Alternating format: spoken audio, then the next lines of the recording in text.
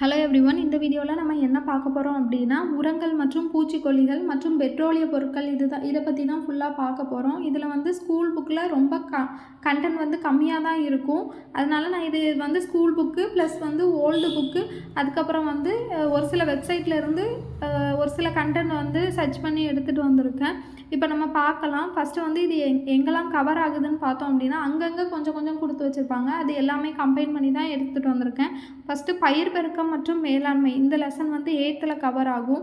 அதுக்கப்புறம் வந்து பொருளாதார உயிரியல், இது வந்து 9th கவர் ஆகும். அதுக்கப்புறம் அன்றாட வாழ்வில் வேதியியல், இதில் வந்து 6th டேர்ம் 3 கொடுத்துருப்பாங்க இந்த பாடம். இது மூணுமே வந்து கம்பைன் பண்ணி எடுத்துகிட்டு வந்திருக்கேன். அது மட்டும் இல்லாமல் ஓல்டு புக்கில் ஒரு சில கண்டென்ட்டு, அப்புறம் வந்து ஒரு சில வெப்சைட்டில் இருந்தும் சேர்த்து எடுத்துகிட்டு வந்திருக்கேன். எல்லாமே பார்த்துடலாம். கொஸ்டின் ஏரியா வந்து எங்கெல்லாம் இருக்குதோ அது எல்லாமே தான் எடுத்துகிட்டு வந்திருக்கேன். இப்போ நம்ம பார்க்கலாம். உயிரி கட்டுப்பாட்டு முறைகள் கொடுத்துருக்காங்க பாருங்கள். உயிரி கட்டுப்பாடு அல்லது உயிரியல் கட்டுப்பாடு என்பது பூச்சிகள், உண்ணிகள், களை மற்றும் தாவர நோய்களை பிற உயிரினங்களை கொண்டு கட்டுப்படுத்துவதாகும். அதாவது இந்த தேவையில்லாத விஷயங்களா, இந்த களையாக இருக்கட்டும், இந்த மாதிரி நிறைய தாவர நோய்களை வந்து பிற உயிரினங்களை வந்து ஒரு சில உயிரினங்களை வச்சு அதை வந்து கட்டுப்படுத்துவாங்க. தேவையில்லாத செடிகளை வந்து அகற்றுறதா இருக்கட்டும், இந்த மாதிரி நிறைய கட்டுப்பாடுகளை வந்து செய்வாங்க. அப்போ தான் வந்து என்ன பண்ண முடியும் அப்படின்னா பயிர்கள் வந்து நல்லா வளர முடியும். அதாவது தேவையான பயிர் வந்து நல்லா வந்து வளர முடியும். தேவையில்லாத இந்த களைகள் அதெல்லாம் வந்து அகற்றிடுவாங்க. அதை தான் வந்து சொல்லியிருக்காங்க. இப்போ நம்ம பார்க்கலாம். பயிர்களை தாக்கும் பூச்சிகள் மற்றும் பிற பூச்சிகளுக்கு பாதிப்பு ஏற்படுத்தும் நுண்ணுயிரிகளை கட்டுப்படுத்துறதுக்கு தான் என்ன உதவுது, இந்த உயிரி கட்டுப்பாட்டு முறைகள் வந்து உதவுதுன்னு சொல்லியிருக்காங்க. அதில் வந்து இது எத்தனை வகைகளாக பிரிச்சிருக்காங்க பாருங்கள். உயிரி கொன்றுண்ணிகள், உயிரி பூச்சிக்கொல்லிகள், உயிரி பூச்சி விரட்டிகள், உயிரி உரங்கள், இந்த மாதிரி 4 வகைகளாக வந்து பிரிச்சிருக்காங்க. எதுக்கு அப்படின்னா இந்த பயிர்களை தாக்கும் பூச்சிகளை வந்து கொல்றதுக்கு.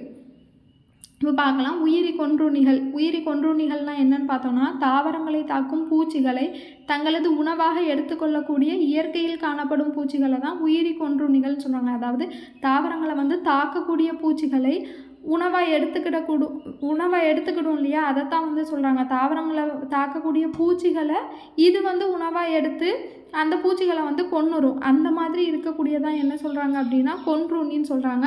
எடுத்துக்காட்டுக்கு வந்து கரும்பொறி வண்டு சொல்லுவாங்க. இப்போ அதுக்கு முன்னாடி ஒரு பாயிண்ட் கொடுத்துருக்காங்க, பார்த்துடலாம்.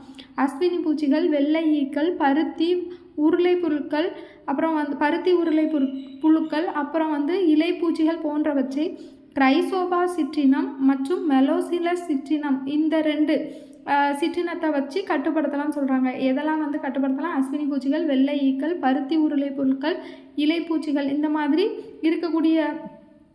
இருக்கக்கூடியதை வந்து எதை வச்சு கட்டுப்படுத்தலாம்னு சொல்கிறாங்க அப்படின்னா கிரைசோபா சிட்ரினம் மற்றும் மெனோசிலஸ் சிட்ரினத்தை வச்சு கட்டுப்படுத்தலாம்னு சொல்கிறாங்க. இந்த பெயர்கள்லாம் வந்து கொஞ்சம் குழப்பற மாதிரி தான் இருக்கும். நான் அண்டர்லைன் பண்ணிக்கிற அந்த பெயர்களை மட்டும் நல்லா பார்த்துட்டாலே போதும். இதுக்கு வந்து என்ன சொல்லியிருக்காங்க, உயிரி கொன்றுண்ணிகளுக்கு அப்போ எடுத்துக்காட்டு என்னென்னு பார்க்கலாம். கிரைசோபா சிட்ரினம், மெனோசிலஸ் சிட்ரினம் ஞாபகம் வச்சுக்கோங்க. அப்புறம் இன்னொன்று வந்து ரொம்பவே முக்கியமானது கரும்பொறி வண்டு. இது வந்து பல மரங்களில் காணப்படும் ஒரு வகை பூச்சி ஆகும். நிறைய பழங்கள்லாம் இருக்கும் இல்லையா, அந்த மரங்களில் தான் இந்த பூச்சி அதிகமாக காணப்படும்னு சொல்கிறாங்க. இது என்ன பண்ணுன்னு பார்த்தோம் அப்படின்னா அம்மரத்தில் காணப்படும் சிவப்பு சிலந்து பூச்சிகளை வந்து உண்ணுது. சிவப்பு சிலந்து பூச்சி மற்றும் அஸ்வினி பூச்சிகளை வந்து இது உண்ணுது. அதுக்கப்புறம் ஒரு ஆண்டில் 1000க்கும் அதிகமான பூச்சிகளை உண்ணக்கூடியது இந்த கரும்பொறி வண்டுன்னு சொல்கிறாங்க. இது என்ன பண்ணுது அப்படின்னா தாவரங்களுக்கு தீங்கு விளைவிக்கக்கூடிய பூச்சிகளெல்லாம் வந்து இது உணவாக எடுத்துக்கிறதுன்னு சொல்கிறாங்க. கரும்பொறி வண்டு. இன்னொன்று என்னது, கிரைசோபா சிட்ரினம், மெனோசிலஸ் சிட்ரினம். அப்போது உயிரி கொன்றுண்ணிகளுக்கு 3 எடுத்துக்காட்டுகள் மட்டும் ஞாபகம் வச்சுக்கோங்க. இந்த கண்டென்ட்லாம் வளவலன்னு ஞாபகம் வச்சுக்க தேவையில்லை. இது வந்து நமக்கு தெரியும் தானே. தாவரங்களுக்கு தீங்கு விளைவிக்கக்கூடிய பூச்சிகளை இது வந்து உணவாக எடுத்துக்கிடுதுன்னு சொல்கிறாங்க.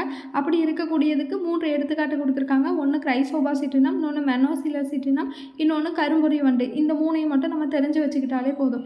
அடுத்து வந்து உயிரி பூச்சிக்கொல்லிகள்னால் என்னென்னு பார்த்தோம்னா பூச்சிகளிடமிருந்து தாவரங்களை பாதுகாப்பதற்கான உயிரி கட்டுப்பாட்டு காரணிகளாக பயன்படுத்தப்படும் உயிரினங்கள் அல்லது அவற்றிலிருந்து பெறப்படும் பொருட்களே உயிரி பூச்சிக்கொல்லிகள். சேம் அதே கண்டென்ட் தான் திருப்பி கொடுத்துருக்காங்க. உயிரி பூச்சிக்கொல்லிகள் வந்து பல வகைகளாக பிரிச்சிருக்காங்க. அதை வந்து பூஞ்சை உயிரி பூச்சிக்கொல்லிகள், பாக்டீரியா உயிரி பூச்சிக்கொல்லிகள்னு 2 வகையாக பிரிக்கலாம். பூஞ்சை உயிரி பூச்சிக்கொல்லிகள், பாக்டீரியா உயிரி பூச்சிக்கொல்லிகள். பூஞ்சை உயிரி பூச்சிக்கொல்லிகளுக்கு எடுத்துக்காட்டு ட்ரைகோடெர்மாவிரைடு. இது வந்து என்ன பண்ணுது அப்படின்னா பூஞ்சைகளால் ஏற்படும் வாடல், இலைத்துரு நோய் மற்றும் வேர் நோய் போன்ற பல வகை நோய்களை கட்டுப்படுத்த இது பயன்படுகிறது. இதெல்லாம் கூட நம்ம ஞாபகம் வச்சுக்க தேவையில்லை. நம்ம அங்கே எப்படி கிரைசோபாசிட்டினம் மற்றும் மெனோசிலசிட்டினம் அப்புறம் கரும்பொறி வண்டு இது வந்து எதுக்கு எடுத்துக்காட்டு பார்த்தோம்? உயிரி கொன்றுண்ணிகளுக்கு 3 எடுத்துக்காட்டுகள் ஞாபகம் வைக்க சொன்னோம் இல்லையா? அதே மாதிரி இங்கே வந்து பூஞ்சை உயிரி பூச்சிக்கொல்லிக்கு வந்து ஒன்று மட்டும் ஞாபகம் வச்சுட்டா போதும், ட்ரைகோடெர்மாவிரைடு. அதுக்கப்புறம் பாக்டீரியா உயிரி பூச்சிக்கொல்லிகளை வந்து எப்படி ஞாபகம் வச்சுக்கலாம் அப்படின்னா, பாக்டீரியானாலே நம்ம வந்து படிச்சிருப்போம், பேசில்லஸ் துரின்சியன்சிஸ் பாக்டீரியா நம்ம படிச்சிருப்போம் இல்லையா? இதுதான் வந்து என்ன பண்ணுது அப்படின்னு பார்த்தோம்னா பருத்தி மற்றும் சோள தாவரங்களை பாதிக்கும் லெபிடாப்டிரா பூச்சிகளை திறம்பட கட்டுப்படுத்துறதுக்கு இந்த பாக்டீரியா பேசில்லஸ் துரின்சியன்சிஸ் பாக்டீரியா வளர்ப்பு வந்து பயன்படுதுன்னு சொல்லியிருக்காங்க. அது மட்டும் இல்லாமல் பாக்டீரியானா பஞ்சகவ்யா மற்றும் சில தாவர இலைகளில் வடிகட்டிய திரவம் ஆகியவை உயிரி பூச்சிகளாக பயன்படுத்தப்படுகிறதுன்னு சொல்லியிருக்காங்க. அங்கே 3 நம்ம ஞாபகம் வச்சுக்கிட்டோம். இங்கே வந்து 2 தான். ஒன்று பேசிலஸ் பாக்டீரியா பூஞ்சைங்கிறது ட்ரைகோடெர்மாவிரைடு, பாக்டீரியாங்கிறது பேசிலஸ் துரின்சியன்சிஸ் மற்றும் பஞ்சகவ்யா. இதை மட்டும் ஞாபகம் வச்சுக்கலாம். அப்புறம் உயிரி பூச்சி விரட்டி.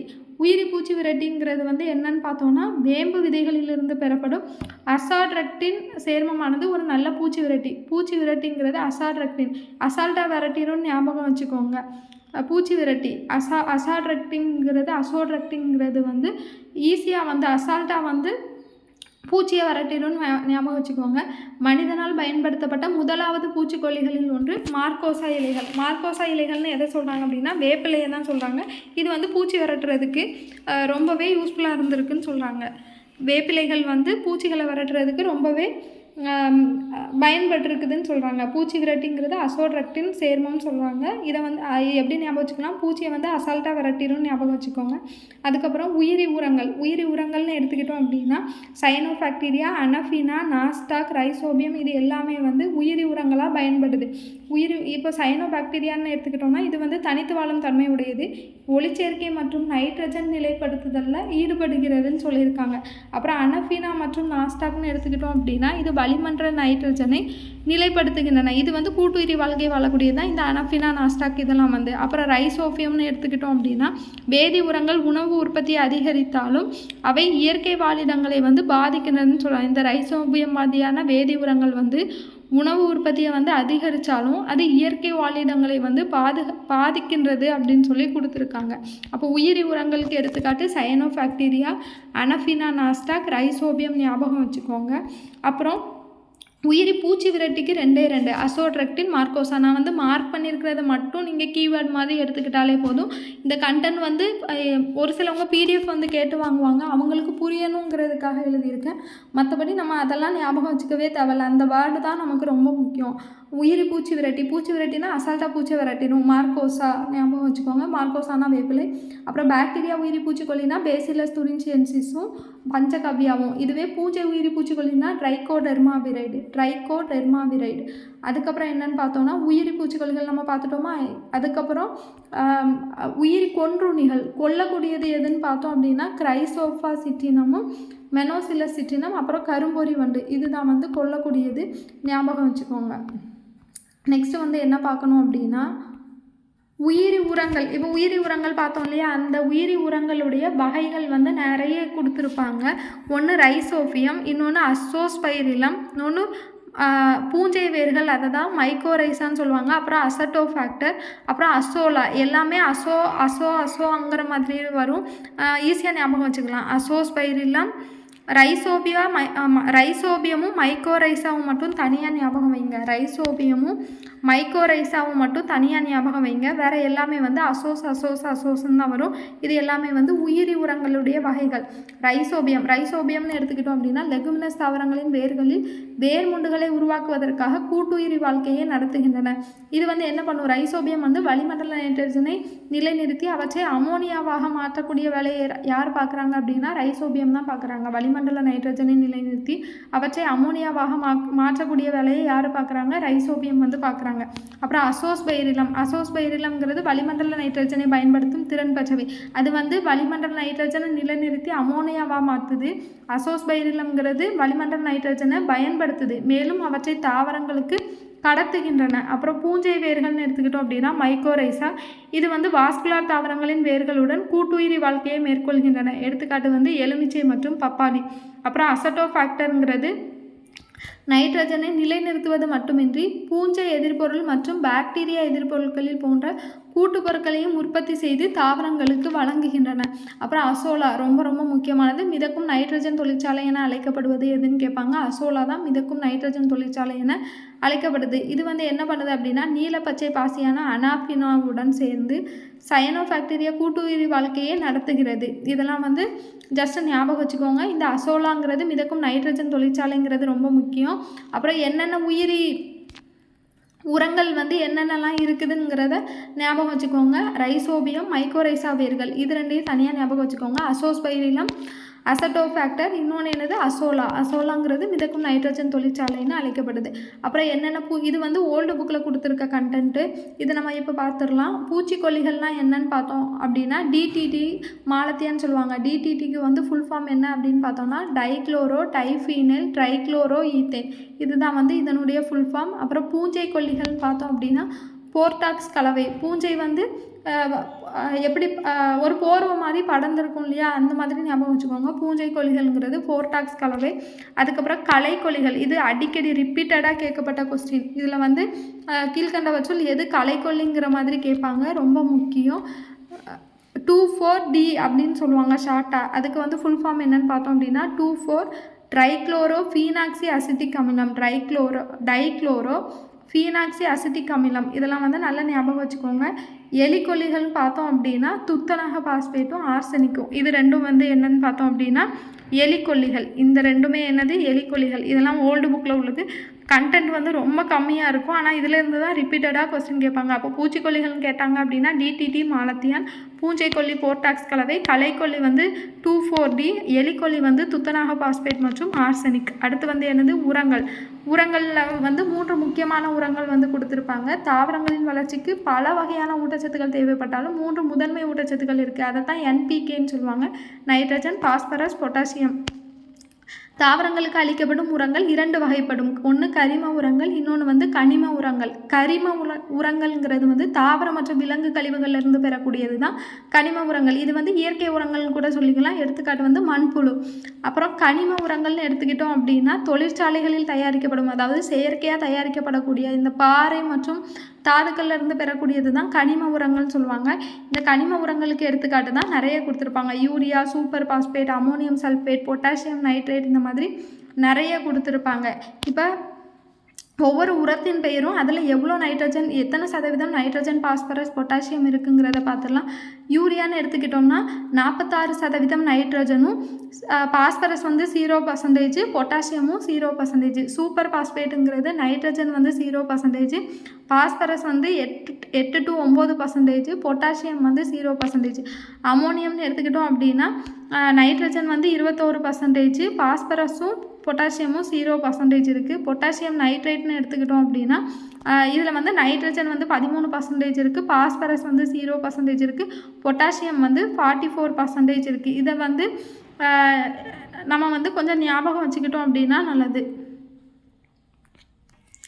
நெக்ஸ்ட்டு வந்து என்ன பார்க்கணும் அப்படின்னா ஒரு சில புக்கில் இல்லாத கண்டென்ட்டும் நம்ம பார்க்க வேண்டியது இருக்கும். அதுக்கு முன்னாடி பெட்ரோலியம் பற்றி பார்த்துட்டு வரலாம். ஃபுல்லாகவே உரங்கள் பூச்சிக்கொல்லிகள் பார்த்துட்டு அதுக்கப்புறம் பெட்ரோலியம் பார்க்கலாம், ஏன்னா கன்ஃபியூஸ் ஆகிடக்கூடாது. இப்போ நம்ம உரங்கள் புக்கில் இல்லாத ஒரு சில கண்டென்ட்டும் நம்ம ஆட் பண்ணியிருப்போம், அதை நம்ம பார்த்துடலாம். தாவரங்களின் வளர்ச்சிக்கு நீர், சூரிய ஒளி, காற்று மட்டுமல்லாது சில ஊட்டச்சத்துக்களும் தேவைப்படுகின்றன. தாவரங்கள் தங்களுக்கு தேவையான ஊட்டச்சத்துக்களை எதிலிருந்து பெறுது அப்படின்னா மண்ணிலிருந்து தான் எடுத்துக்கிடுது. அதில் முதன்மை ஊட்டச்சத்துக்கள் நம்ம ஏற்கனவே பார்த்தாச்சு, NPK, நைட்ரஜன், பாஸ்பரஸ், பொட்டாசியம். இரண்டாம் நிலை ஊட்டச்சத்துக்கள் என்னெல்லாம்னு பார்த்தோம் அப்படின்னா கால்சியம், மெக்னீசியம், சோடியம், சல்ஃபர், இதெல்லாம் வந்து இரண்டாம் நிலை ஊட்டச்சத்துக்கள். நுண் ஊட்டச்சத்துக்கள்னு பார்த்தோம் அப்படின்னா இரும்பு, துத்தநாகம், காப்பர், மேங்கனீஸ், போரான், இதெல்லாம் வந்து நுண் ஊட்டச்சத்துக்கள். பயிர்களுக்கு தேவையான ஊட்டச்சத்துக்களை அளிப்பதற்கு மண்ணில் சேர்க்கப்படும் கரிம அல்லது கனிம பொருட்களை தான் நம்ம என்ன சொல்கிறோம் அப்படின்னா உரங்கள்னு சொல்கிறோம். பயிர்களுக்கு தேவையான ஊட்டச்சத்துக்களை அளிப்பதற்கு மண்ணில் வந்து சேர்ப்போம் இல்லையா, உரம் போடுவோம் இல்லையா, அதை தான் வந்து என்ன சொல்கிறோம் அப்படின்னா உரங்கள் அப்படின்னு சொல்கிறோம். உரங்களுடைய வகைகள்: கரிம உரங்கள், கனிம உரங்கள், உயிரி உரங்கள். நம்ம இது ஏற்கனவே பார்த்தாச்சு, கரிம உரங்களும் கனிம உரங்களும். இப்போ மறுபடியும் ஒரு சிலது நம்ம பார்க்க வேண்டியது இருக்கும், பார்த்துடலாம். கரிம அல்லனா இயற்கை உரங்கள் சொல்லுவாங்க. இது நுண்ணுயிர்களால் தொகுக்கப்பட்ட தாவர மற்றும் விலங்கு கழிவுகள் அனைத்தும். இந்த வகையான உரங்கள் வந்து சிக்கனமானவை, ரொம்ப வந்து செலவாகாது, இயற்கையில் கிடைக்கக்கூடியது தான். எடுத்துக்காட்டு வந்து மண்புழு மற்றும் தொழு உரம் கொடுத்துருக்காங்க. இப்போ கனிம அல்லனா செயற்கை உரங்கள்ங்கிறது மண்ணில் இயற்கையாக கிடைக்கும் கனிம பொருட்களை கொண்டு தொழிற்சாலைகளில் வேதி மாற்றத்திற்கு உட்படுத்தி தயாரிக்கக்கூடிய உரங்களை தான் கனிம உரங்கள் சொல்கிறாங்க. Urea, super phosphate, ammonium sulphate, potassium nitrate, இது பார்த்த கண்டென்ட் தான். அப்புறம் நைட்ரஜன் உரங்களில் என்னெல்லாம் இருக்குது, பாஸ்பரஸ் உரங்களில் என்னெல்லாம் அடங்குது, பொட்டாசியம் உரங்களில் என்னெல்லாம் அடங்குதுங்கிறத பார்த்துடலாம். நைட்ரஜன் உரங்கள்னு எடுத்துக்கிட்டோம்னா urea, ammonium nitrate, ammonium sulphate, CAN அதாவது கால்சியம் அமோனியம் நைட்ரேட், அப்புறம் வந்து அசேன், அப்புறம் அமோபாஸ், இது எல்லாமே வந்து நைட்ரஜன் உரங்கள். பாஸ்பரஸ் உரங்கள்னு எடுத்துக்கிட்டோம் அப்படின்னா tie ammonium phosphate, mono ammonium phosphate, அப்புறம் வந்து கிரானுலேட், இது என்னன்னு தெரியல, கிரானுலேட்டு ட்ரிபிள் சூப்பர், நான் செக் பண்ணிவிட்டு சொல்கிறேன். கிரானுலேட்டாக ட்ரிபிள் சூப்பர் பாஸ்பேட், அதுக்கப்புறம் வந்து சூப்பர் பாஸ்போரிக், அப்புறம் வந்து தனி சூப்பர் பாஸ்பேட், இது எல்லாமே வந்து பாஸ்பரஸ் உரங்களில் வரக்கூடியது. இது வந்து ஈஸியாக நம்ம வந்து ஞாபகம் வச்சுக்கலாம். என்னன்னு பார்த்தோம் அப்படின்னா நைட்ரஜன் உரங்களில் மோஸ்ட்லி வந்து நைட்ரேட்டு அந்த மாதிரி அதிகமான வார்த்தைகள் வரும். நைட்ரஜன் உரங்கள்லாம் நைட்ரேட்டு அந்த மாதிரி வார்த்தைகள் வரும். பாஸ்பரஸ் உரங்கள்ங்கிறது ஈஸியாக நம்ம கண்டுபிடிச்சிடலாம். பாஸ்பேட் அந்த மாதிரி வார்த்தைகள் வந்து வரும். பாஸ்பேட், பாஸ்போரிக், பாஸ்பேட் இந்த மாதிரி வந்துச்சு அப்படின்னா பாஸ்பரஸ் உரம் ஈஸியாக கண்டுபிடிச்சலாம். பொட்டாசியம் உரங்களும் அந்த மாதிரி தான். ஒரு சிலது வந்து நம்மளே கண்டுபிடிக்கிற மாதிரி இருக்கும். Potassium nitrate, potassium chloride, potassium sulphate, potassium bisulphate, magnesium potassium sulphate, இந்த மாதிரி பொட்டாசியம் வந்துச்சு அப்படின்னா அதை வந்து பொட்டாசியம் உரம் பெயரில் வச்சே நம்ம வந்து கண்டுபிடிச்சிடலாம். இந்த உயிரி உரங்களின் வகைகள் வந்து நம்ம ஏற்கனவே பார்த்தாச்சு. ரைசோபியம், அசோஸ்பைரிலம், மைக்கோரைசா, அசட்டோஃபாக்டர், அசோலா, இது வந்து ஏற்கனவே பார்த்த கண்டென்ட் தான். இப்போ என்னென்ன பூச்சிக்கொல்லிகள் நம்ம ஏற்கனவே பார்த்தோம், அது வந்து ஓல்டு புக்கில் இருக்கிறது 2 தான் அதில் கொடுத்துருப்பாங்க. இப்போ எக்ஸ்ட்ரா ஒரு சில பூச்சிக்கொல்லிகளும் நம்ம பார்த்துடலாம். புக்கில் வந்து இந்த மாலத்தியானும் DTTயும் மட்டும்தான் கொடுத்துருப்பாங்க. அது போக இன்னும் ஒரு சில பூச்சிக்கொல்லிகள் இருக்குது. அது என்னென்னு பார்த்தோன்னா தாமிர சல்ஃபேட், அப்புறம் வந்து குளோரோபைரிபாஸ், அப்புறம் லின்டேன், அப்புறம் தியோடான், அப்புறம் டைமீத்தோயேட், மெட்டாசிஸ்டாக்ஸ், அப்புறம் BHC, இதெல்லாம் வந்து பூச்சிக்கொல்லிகள். அப்புறம் பூஞ்சைக்கொல்லிகள்னு எடுத்துக்கிட்டோம் அப்படின்னா தாமிர சல்ஃபேட், 2,4,6 ட்ரைப்ரோமோஃபீனால், அப்புறம் சின்னமால்டிஹைடு, அப்புறம் தாமிரம் 1 சயனேட், தாமிரம் 2 சயனேட், அப்புறம் பர்கண்டி கலவை, இதெல்லாம் வந்து பூஞ்சைக்கொல்லிகள். இதெல்லாம் வந்து ரொம்ப தேவையில்லை தான், ஜஸ்ட்டு ஒரு வேளை கேட்டுட்டாங்கன்னா என்ன பண்ணுறது, அதனால் எடுத்துகிட்டு வந்திருக்கேன். நீங்கள் அந்த புக்கில் இருக்கிற 2 எக்ஸாம்பிள் வந்து தெளிவாக படிச்சுக்கிட்டாலே ஓரளவு போதும். அப்புறம் வந்து செசண்ட் கலவை, அப்புறம் சௌபாட்டியா பசை, அதுக்கப்புறம் தாமிர சிவப்பு ஆக்சைடு, அதுக்கப்புறம் சலவைத்தூள், அப்புறம் கால்சியம் ஆக்சிக்ளோரைடு, இது எல்லாமே வரும். களைக்கொல்லிகள்னு எடுத்துக்கிட்டோம் அப்படின்னா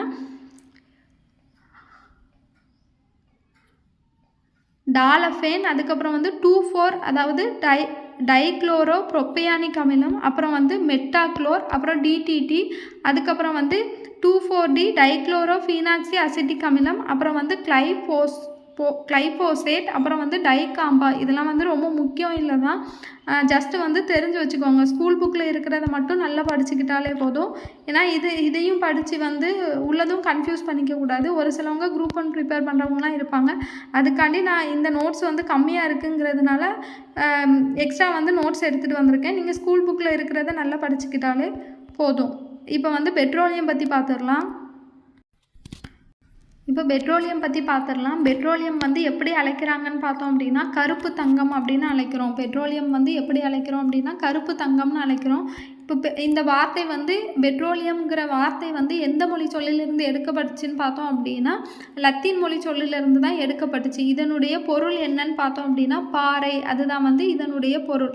இது பழங்காலத்தில் கடலில் வாழ்ந்த உயிரினங்கள் இறந்து அழுகியதால் உருவான படிம எரிபொருளை தான் என்ன சொல்கிறாங்க அப்படின்னா பெட்ரோல்னு சொல்கிறாங்க. நிறைய கடலில் வாழ்ந்த உயிரினங்கள்லாம் வந்து அதாவது இறந்துடும் இல்லையா, இறந்து கொஞ்ச நாள் கழித்து அதை வந்து அழுகியதால் உருவாக்கப்பட்டது தான் என்னதுன்னு சொல்கிறாங்க அப்படின்னா பெட்ரோலியம் சொல்கிறாங்க. பூமியின் மீது திட, திரவ மற்றும் வாயு நிலைகளில் காணப்படும் பல்வேறு ஹைட்ரோ கார்பன்களுடைய கலவையை தான் என்ன சொல்கிறாங்க அப்படின்னா பெட்ரோலியம் சொல்கிறாங்க. முதன்மையான படிம எரிபொருட்கள் வந்து கொடுத்துருக்காங்க பாருங்கள். இயற்கை வாயு, கச்சா எண்ணெய், இதெல்லாம் வந்து முதன்மையான படிம எரிபொருட்கள்.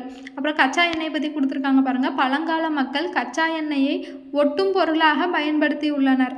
பல்வேறு பரப்புகளில் நீர்ப்புகா வண்ணம் ஒட்டும் பொருளாகவும் இது வந்து பயன்படுத்தப்படுது. கச்சா எண்ணெயை வச்சு ஒட்டியிருக்காங்க பொருட்களை அப்படின்லாம் வந்து குறிப்பிட்டிருக்காங்க. அதுக்கப்புறம் பெட்ரோலியம் காணப்படும் இடங்கள் கொடுத்துருக்காங்க பாருங்கள். உலக அளவில் எங்கே அதிகமாக பெட்ரோலியம் காணப்படுதுன்னா America, Kuwait, Iraq, Russia, Mexico, இங்கெல்லாம் வந்து அதிக அளவில் பெட்ரோலியம் காணப்படுது. இந்தியாவை பொறுத்த அளவில் அஸ்ஸாம், குஜராத், மும்பை, ஆந்திரா, அப்புறம் தமிழ்நாட்டில் காவிரி படுகை, இங்கெல்லாம் வந்து ஓரளவில் பெட்ரோல் கிடைக்கிறதா சொல்லியிருக்கிறாங்க.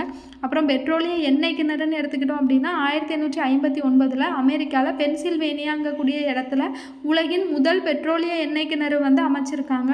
அதுக்கப்புறம் 1867 நம்ம இந்தியாவில் அஸ்ஸாமில் மாக்கும் அப்படின்னு சொல்லக்கூடிய ஒரு பகுதியில் இரண்டாவது பெட்ரோலிய எண்ணெய் கிணறு வந்து அமைச்சிருக்காங்க. ஃபஸ்ட்டு பெட்ரோலிய எண்ணெய் கிணறு அமெரிக்கா, ரெண்டாவது பெட்ரோலிய எண்ணெய் கிணறு வந்து நம்ம இந்தியாவில் அஸ்ஸாமில் தான் அமைச்சிருக்காங்க. அதுக்கப்புறம் பெட்ரோலியம் எடுக்கும் முறை கொடுத்துருக்காங்க பாருங்கள். பூமியை துளையிட்டு ஆழ்துளை கிணறுகள் மூலம் பெட்ரோலியமானது கருமை நிற திரவமாக எடுக்கப்படுகிறதுன்னு சொல்லியிருக்காங்க. பூமியை வந்து துளையிட்டு ஆழ்துணை கிணறு போர்லாம் போடுறாங்க இல்லையா, அந்த மாதிரி ஆழ்துணை கிணறுகள் மூலம் தான் பெட்ரோலியமானது கருமை நிற திரவமாக வெளியே எடுக்கப்படுகிறதுன்னு சொல்லியிருக்காங்க. கச்சா எண்ணெயை வந்து 3 முறையில் வந்து சுத்திகரிப்பாங்க. அந்த 3 முறைகள் கொடுத்துருக்காங்க பாருங்கள். நீரை பிரித்தெடுத்தல், சல்ஃபர் சேர்மங்களை பிரித்தெடுத்தல், பின்னக்காய்ச்சி வடித்தல். நீரை பிரித்தெடுத்தல்னு பார்த்தோம் அப்படின்னா கச்சா எண்ணெயிலிருந்து உப்பு நீரை வந்து தனியாக பிரித்து எடுத்துருவாங்க. அதுக்கப்புறம் என்னென்னு பார்த்தோம்னா சல்ஃபர் சேர்மங்களை பிரித்தெடுத்தல் பார்த்தோம் அப்படின்னா சல்ஃபர் சேர்மங்களான மாசுக்களை வந்து பிரித்தெடுப்பாங்க. அதுக்கப்புறம் என்னென்னு பார்த்தோம் அப்படின்னா பின்னக்காய்ச்சி வடித்தல். பெட்ரோலியம் என்பது பெட்ரோலிய வாயு, பெட்ரோல், டீசல், மண்ணெண்ணெய், உயவு எண்ணெய், பாரஃபின் மெழுகு ஆகியவற்றை கொண்ட ஒரு கலவை தான் இந்த பெட்ரோலியம். இந்த பகுதி பொருட்கள் பின்னக்காய்ச்சி வடித்தல் மூலம் பிரிக்கப்படுகின்றன. அதாவது வெவ்வேறு கொதிநிலைகளை உடைய திரவங்கள் அடங்கிய கலவையை வெப்பப்படுத்தி தனித்தனியாக பிரித்து பின்பு குளிர்வித்தலை தான் என்ன சொல்கிறாங்க அப்படின்னா பின்னக்காய்ச்சி வடித்தல். அதாவது வேறு கொதிநிலையுடைய திரவங்களை அடங்கிய கலவையை வெப்பப்படுத்தி தனித்தனியாக பிரித்து பின்பு வந்து குளிர்விக்கிறத தான் என்ன சொல்கிறாங்க அப்படின்னா பின்னக்காய்ச்சி வடித்தல்னு சொல்கிறாங்க. தூய்மையற்ற பெட்ரோலியம் முதலில் 400 டிகிரி செல்சியஸ் வெப்பநிலைக்கு ஒரு உலையில் வந்து வெப்பப்படுத்தப்படும். அதாவது தூய்மை இல்லாமல் இருக்கக்கூடிய பெட்ரோலியத்தை ஃபஸ்ட்டு வந்து என்ன பண்ணுவாங்க அப்படின்னா 400 டிகிரி செல்சியஸ் வெப்பநிலைக்கு ஒரு உலையில் வச்சு வெப்பப்படுத்துவாங்க.